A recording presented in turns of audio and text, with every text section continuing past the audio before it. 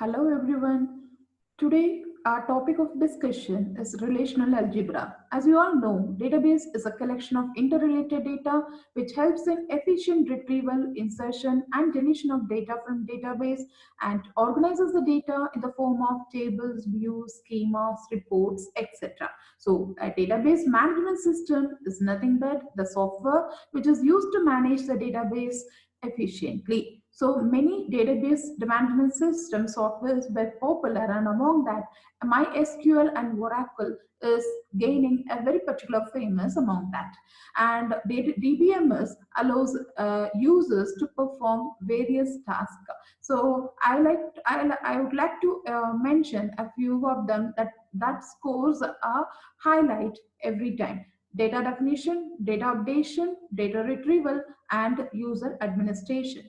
Today, a topic of discussion, a relational algebra. Algebra, it comes under the category of data retrieval. So with this note, I would like to go to the topic directly. What is a relational algebra? So, what is a relational algebra? Every database management system must define a query language to allow users to access the data stored in a database. So, relational algebra is procedural query language and used to query the database tables to access data in different ways. I repeat, relational algebra is a widely used procedural query language. It collects instances of relations as input and gives occurrences of relations as output. It uses various operations to perform this action, and relational algebra operations are performed recursively on a relation, and the output of these operations in a new relation which might be formed from one or more input relations. So in relational algebra, input is a relation that is nothing but a table from which the data has to be accessed, and the output is also a relation that is nothing but a temporary table holding the data asked for by the user. So with this, I just wanted to give you a diagram so that helps you to understand better about what is a relational algebra is. So the relational algebra, you can see the diagram here. So I have a table named student. So it has three attributes: ID, name, and age. See here, see the description given here. We can use relational algebra to fetch data from this table. That is called a relation. This is normally the table we used to call it as a relation. So what is the query here? Select name students with age less than 70. Here comes the output with the name CCON and DCON. Just see that student table provided here. At age less than 17, we have only these two, CCON and DCON. And the query given, like, we have to select only the name column of the entire table. So only the name of this among three is chosen, and among that the condition applied less than 17. So only these two tuples, in that only the name values is being displayed as one of the output relation. So the output of a query is also in a form of a table. There is a relation with results in a different columns. Okay, hope you understood well about what is a relational algebra. So with this note, I just wanted to move on to the what kind of operations can be provided for the basic relational algebra. So under that, we have three different categories. One where unary relational operations, relational algebra operations from set theory, binary relational operations. So in this session, we are going to see about the unary relational algebra operations from set theory and the binary relation operations and join. Okay, so these are the things we are going to cover in this session. So let's start with a select operation. So select operation is having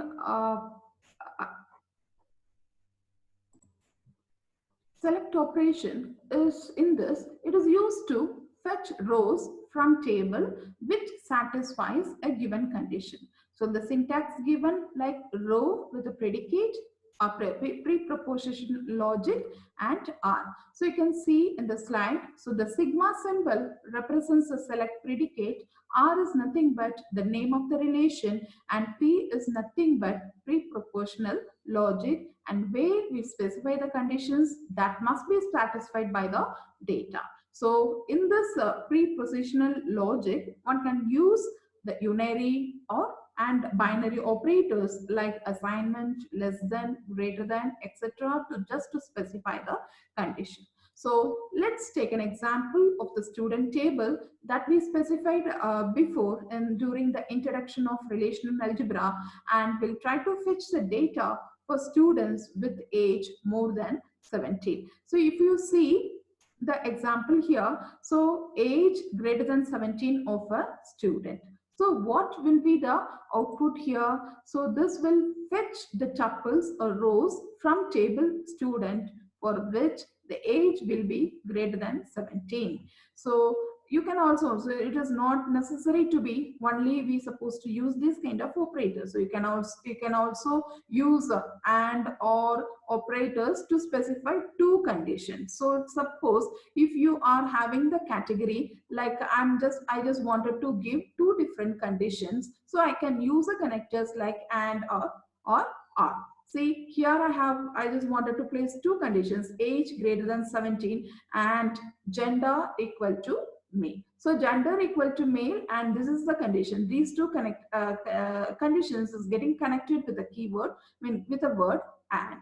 Okay, this is happening from the relation student. So if suppose the previous example, if you see that in the student table, actually we have been added the category what we are asking for, that is gender.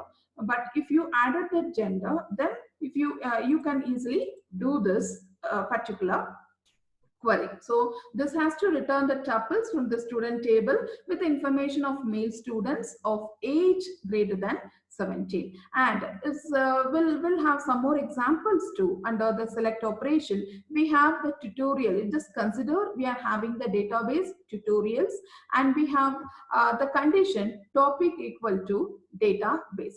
So select tuples from tutorials where topic equal to database. So that would be the output for this example. And again, see this particular example, the topic is database, and I just wanted to give some more information, additional condition, author must be Aarti. So from the tutorials database. So the select what will be the output here? It will select the tuples from tutorials where the topic is equivalent to database and author is Aarti. So and at the same time, you can use some more example. It is like similarly how we use age greater than 17. Here comes the attribute name like sales, and the value we have given 50,000. The operator what we use greater than. So what it will be giving the output? It will select the tuples from the customer relation where sales is greater than 50,000. Okay. So hope you understood how the select operation is working. And with this note, I just wanted to move on to the next operation, project. So the project operation is used to project only a certain set of attributes of a relation. In simple words, if you want to see only the names of all the students in the student table, then you can use a project operation. So it will only project or show the columns or attributes asked for, and will also remove duplicate data from the columns. Just see the syntax provider, pi A1, A2 to I. So here the A1 and A2 are the attribute names, and if you wanted to place an example over that, just see the example here, name, comma, age, and the student. So what would be the output here? So this statement will show only the name and age columns for all the rows of data in the student table. Let's have some more examples too. Just see a one table here, the pi customer name, comma, status here from the customer relation. So consider this is a customer relation with having three different attributes: customer ID, customer name, and status. So this pi project what it is actually going to do is want to display only the customer name and status from the customer relation. Okay, so here comes the output only taking these two columns, leaving customer ID. So this is the purpose of using project operation. So hope you understood what is actually the project. With that, we'll move on to the next operation. This is rename operation. So rename operation, as like it's same how we will be using it in a different scenario for the renaming the particular document. The same way it is being used here. So there is no other different mechanism is gonna happen. So if you wanted to create a name for a new name for your document as as a new name, so you can use this particular function. See, because normally the output we are getting as a new relation. So for the new relation, we'll be providing a name so that you can change it of your wish. So here comes the syntax, and this is a row symbol that takes two arguments. One is for old and another is for new name. Okay, so you have to provide the old name and you have to give a new name what has to be set for the particular operation. So that's all about the purpose of the rename. So currently we cover the unary relational operations, that is select, project and rename. So with that, we'll move on to the next section, that is relational algebra operations from set theory. So in that, we are going to see the first operation as union operation. So union operation, actually this is not new to you, I believe, because this operation is used to fetch data from two relations or temporary relation. So two relations, what I mean is like a table, a temporary relation, like a result of another operation. If you are getting it, that also can be used for this purpose. So for this operation to work, the relations, that is the tables specified, should have same number of attributes, that is the columns, and same attribute domain. So it also, the duplicate tuples are automatically eliminated from the result. So if you see the syntax here, A union B. Okay, so where A and B are the relation. So for if suppose if you want the union operation to be valid, so you must hold certain conditions. So the conditions were, so consider R and S were the relation. So R and S must be the same number of attribute domains need to be compatible, duplicate tuples should be automatically removed. This is what I said while giving the intro about the union operation. So with this note, we'll move on to the example section of union operation. So what example you can say? I have consider I have two tables. One is regular class and extra class. Both have a column student to same name of the student. So then how it can be given? A pi of student regular class union pi of student extra class. So this operation will give us a name of students who are attending both regular classes and extra classes, eliminating repetition. So we'll see one more example. Consider two tables, that is table A and table B, two relations. So both having two attributes like column 1, column 2 in both the categories. So what would be the result of A union B? Here comes the result. So 1, 1, 1, 2, 1, 3. Okay. So the repetition, duplicate elements, automatically it is getting eliminated. So hope you understood about union operation. So with this note, we'll move on to the next operation, set difference. So this operation is used to find data present in one relation and not present in the second relation. So this operation is also applicable on two relations, just like union operation. So syntax provided is like A minus B, and where A and B are the relation. So the attribute name of A has to match with the attribute name in B, and the two operand relations A and B should be either compatible or union compatible. It should be defined relation consisting of the tuples that are in relation A but not in B. I repeat, it should be defined relation consisting of the tuples that are in relation A and but not in B. So that is nothing but set difference. So you can see the example here. Find name of students who attend the regular class but not the extra class. Then we can use the operation below. So pi of student regular class minus pi of student extra class. Okay, so I repeat this. So the relation how it will be given that are in A but not in B. Okay, so these two tables already it has been given, table A and table B. Okay, so that are available in A but is not available in B. So in that category 1 and 2 will win the race, and that would be the output for this set difference. So this is an example for the set difference. Hope you understood. With this note, we'll move on to the next one, that is intersection. So intersection is, it defines a relation consisting of a set of all tuple that are both in A and B. And however, A and B must be union compatible. So here is the syntax comes A intersection B, and A and B are nothing but relations. Just see, have a look on this diagram. A, B intersection, and only the matching rows we are concentrating, that is for the intersection. So we'll see the example.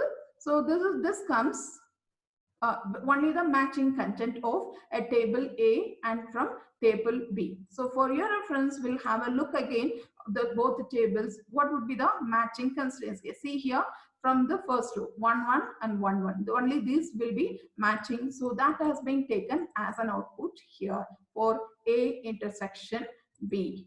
So with this note, we'll move on to the next one, Cartesian product. Okay, so Cartesian product, the term may be new, but it is not actually speaking new. So this type of operation is helpful to merge columns from two relations. So generally, a Cartesian product is never a meaningful operation when it performs alone. So, but however, it becomes meaningful when it is followed by other operations. So just consider an example.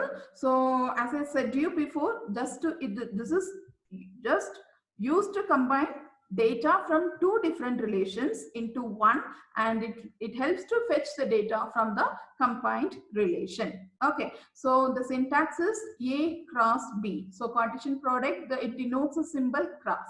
Okay, yes. So for example, if we want to find in the information for regular class and extra class which are conducted during morning, then we can use operations like sigma time equal to morning regular classes cross extra class, regular class cross extra class. So for this query to work, both regular class and extra class should have the attribute time. So then it will be easily understandable. So just make sure that you are clear with this example. I just wanted to give a very simple example about how Cartesian product works. Just take this example, R cross S. So consider R and S were the relations, and it is populated with the data like this, AB 1 2 3. If you perform the Cartesian product between the relation R and S, here comes the result. So A to 1, A to 2, A to 3, and B to 1, B to 2, B to 3. So here comes the result of Cartesian product, and here it gives you an idea how the Cartesian product is getting performed over the relation. So with this, again, one more example I just wanted to add under the series. So here the example. This above example shows all rows from relation A and B whose column 2 has value equal to 1. Okay, so whose column value must be 1. So it has to give the column value must be 1. Only that condition, only that value will be displayed here. So that is nothing. So that's all about the Cartesian product. So with this, we'll move on to the next session. That is very interesting session, the joins. So we understand the benefits of taking a Cartesian product of two relations, which gives us all the possible tuples that are paired together. But It might not be feasible for us in certain cases to take a Cartesian product where we encounter huge relations with thousands of tuples having a considerable large number of attributes. So join is a combination of a Cartesian product followed by a selection process. So a join operation pairs two tuples from different relations if and only if a given join condition is satisfied. So we are going to see various join types available in the further sections. So as given in this slide, it is denoted by the symbol. Okay, so let's see what are the types of join operations available. So here are the various types of join operations.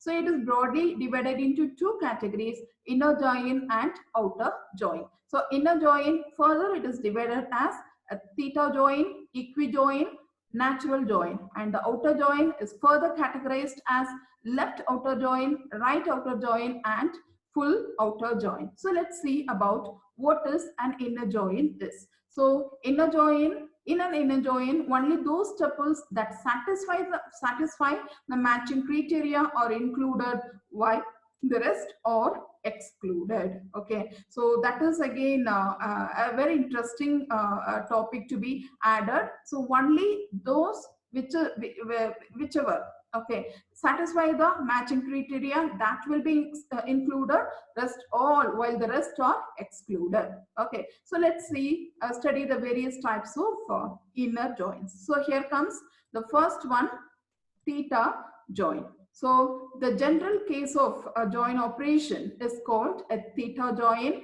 and it is denoted by a symbol theta. So example, here comes A, then the symbol of theta, then again B. So join symbol and the theta. So you can see here the theta is nothing but the condition. R1 and R2 are the relation having the attributes considered like A1 to A2, A1 to AN, and B1 to BN. Okay, and such that attributes don't have anything in common.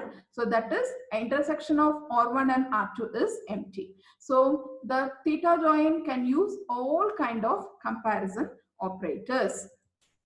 Let's take an example of a theta join. So just see this. So here comes like the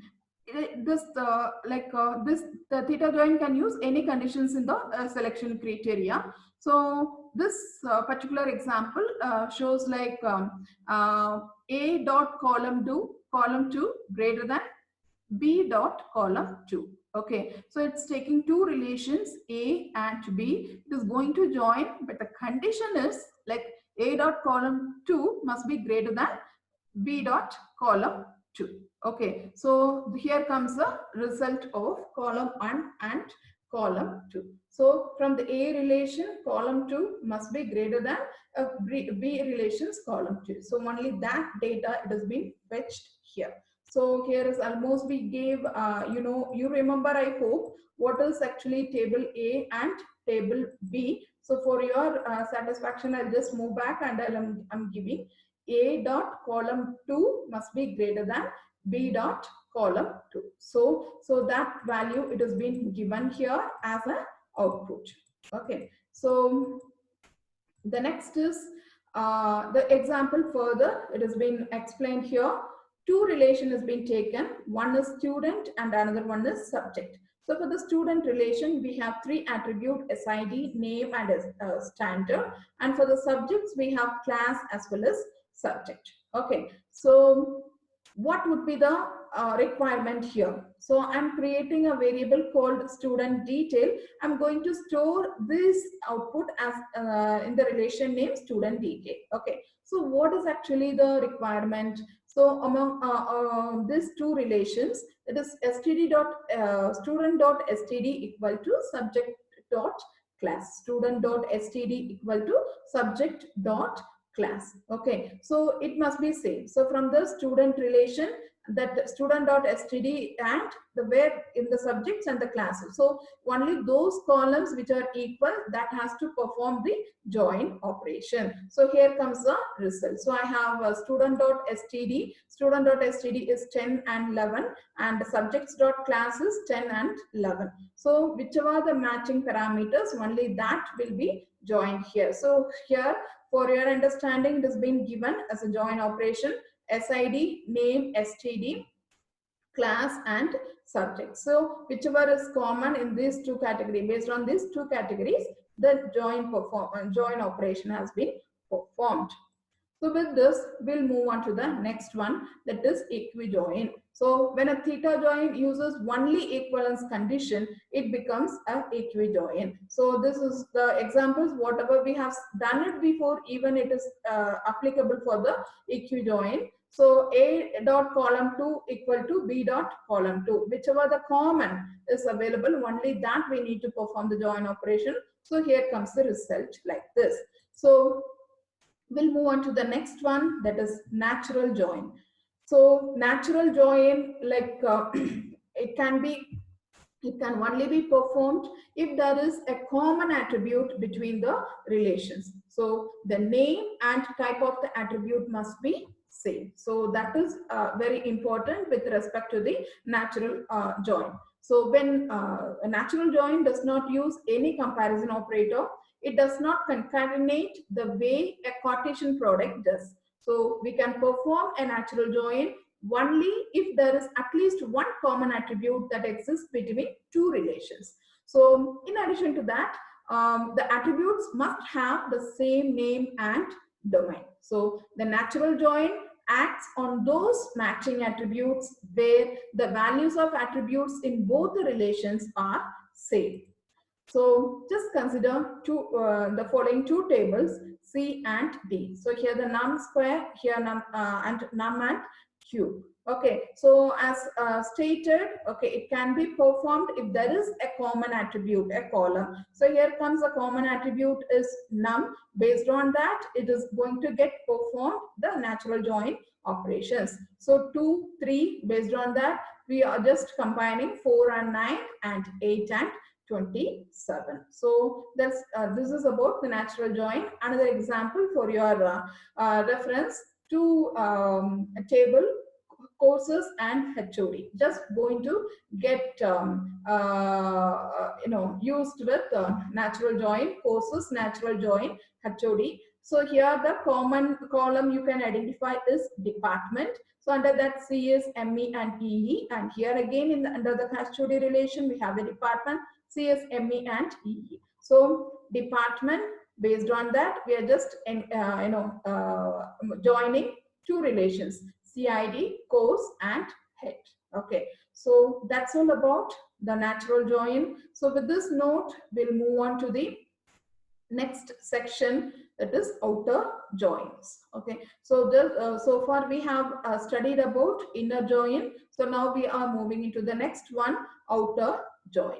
Okay, so outer join, like theta join, equijoin and natural join are called inner joins, and inner join includes only those tuples with matching attributes and the rest are discarded in the resulting relation. Therefore, we need to use outer joins to include all the tuples from the participating relations in the resulting relation. So normally there are three kinds of outer join. So there are left outer join, right outer join and full outer join. Okay, so let's see one by one. The left outer join. So left outer join, so the operation allows keeping all tuple in a left relation. So however, if there is no matching tuple is found in the right relation, then the attributes of right relation in the join result are filled with null values. Just have a look on the diagram provided here.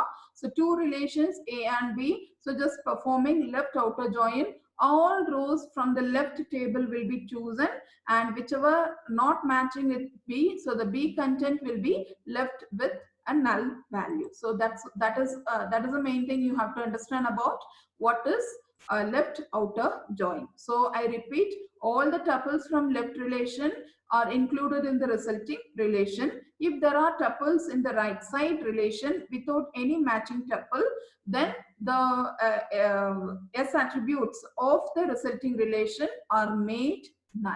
The attributes of the resulting relation are made null. So that is about your left outer join. So let's see an example here. Consider two tables, a table A and table B. So we're gonna perform the left outer join. Here comes the symbol.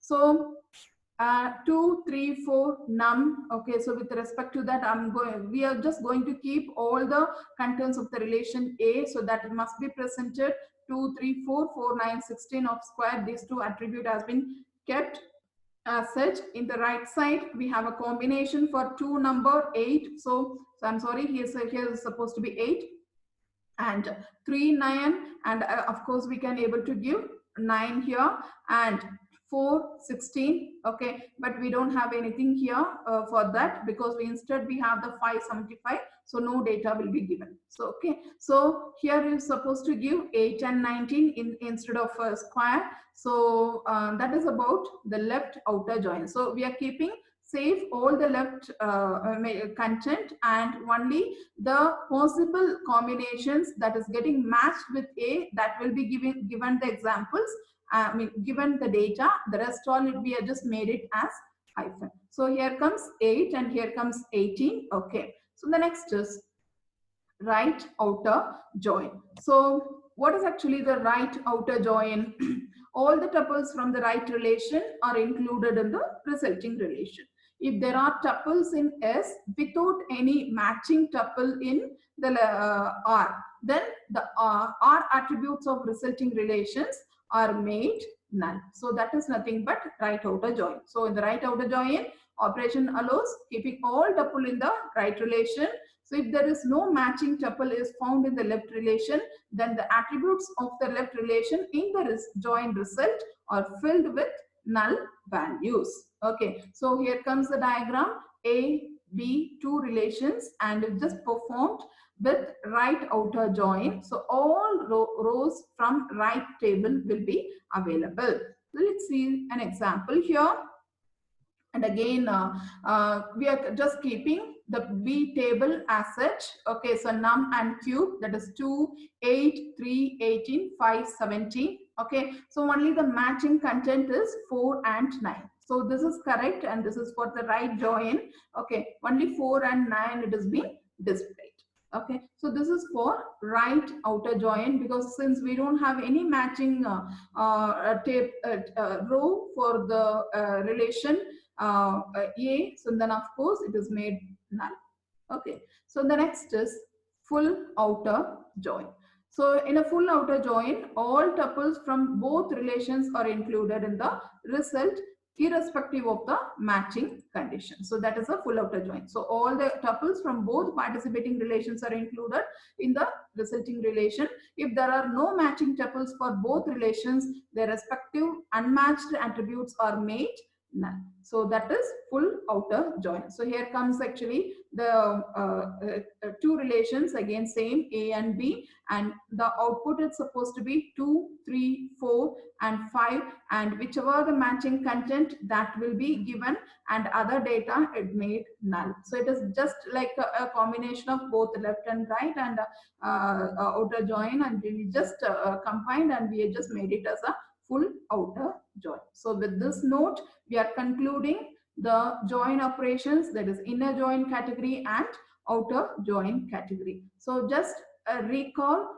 recap of whatever the operation we have studied so far. It is a select, projection, union operation, set difference, intersection, Cartesian product, inner join, theta join, equijoin, natural join, outer join, left outer join, right outer join, and full outer join. So hope you had an idea about what is actually the relational algebra and what sort of operations available under that category, and few examples may it might help you to understand bit no, it might have been given a good clarity on this. Okay, so with this note, signing off here from this video. Thank you all. See you. Bye bye.